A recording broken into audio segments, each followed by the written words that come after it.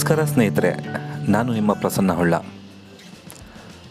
ಜೋಗದ ಸಿರಿ ಬೆಳಕಿನಲ್ಲಿ, ತುಂಗೆಯ ತೆನೆ ಪಳುಕಿನಲ್ಲಿ, ಸಹ್ಯಾದ್ರಿಯ ಲೋಹದದಿರ ಉತ್ತುಂಗದ ನಿಲುಕಿನಲ್ಲಿ, ನಿತ್ಯ ಹರಿದ್ವರ್ಣವನದ ತೇಗ ಗಂಧ ತರುಗಳಲ್ಲಿ, ನಿತ್ಯೋತ್ಸವ ತಾಯಿ ನಿತ್ಯೋತ್ಸವ, ನಿನಗೆ ನಿತ್ಯೋತ್ಸವ ಹೀಗಂತ ಬರೆದವರು KS ನಿಸಾರ್ ಅಹಮದ್ ಅವರು.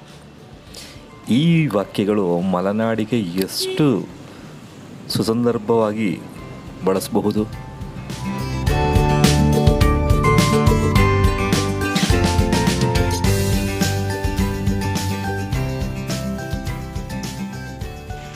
ಮಲೆನಾಡಿನ ಮಳೆಯ ವೈಭವ ಈಗೇನು ಪ್ರಾರಂಭವಾಗಿ ಮಧ್ಯದ ಹಂತದಲ್ಲಿರುವುದು ನಮಗೆಲ್ಲ ಗೊತ್ತೇ ಇದೆ ಅಲ್ವಾ.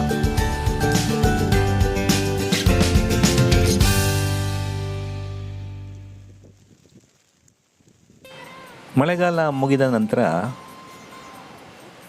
ನದಿಗಳ ಪಕ್ಕದಲ್ಲಿ ಬಂಡೆಗಳ ನಡುವೆ ಕುಳಿತುಕೊಂಡು ಲೋಕಾಭಿರಾಮವಾಗಿ ಮಾತನಾಡುವ ಒಂದಷ್ಟು ಜನ ಆದರೆ,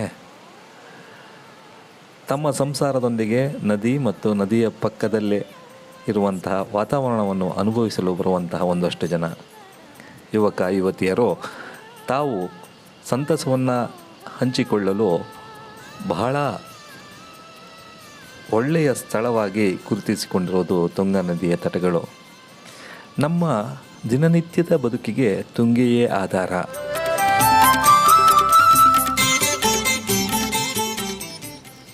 ಮಳೆಗಾಲದ ಈ ಸಂದರ್ಭದಲ್ಲಿ ನೂತನ ಸೇತುವೆಯ ಸಮೀಪ, ಅದರ ಆಜುಬಾಜಿನಲ್ಲಿ ತುಂಗೆಯ ವೈಭವದ ಚಿತ್ರಣವನ್ನು ಸೆರೆ ಹಿಡಿದು ನಿಮಗೆ ತೋರಿಸುವ ಒಂದು ಪ್ರಯತ್ನ ನಮ್ಮದು.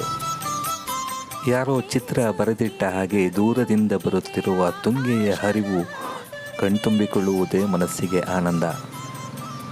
ಅಕ್ಕಪಕ್ಕ ಸೊಗಸಾಗಿ ಬೆಳೆದಿರುವ ಅಡಿಕೆ, ತೆಂಗು, ಬಾಳೆ, ಹಾಗೆ ಸಸ್ಯಕಾಶಿ, ಅದರ ನಡುವೆ ಮೈದುಂಬಿ ಹರಿದು ಬರುತ್ತಿರುವ ತುಂಗೆ, ಆಹಾ, ಹೇಳಲು ಪದಗಳೇ ಸಾಲದು.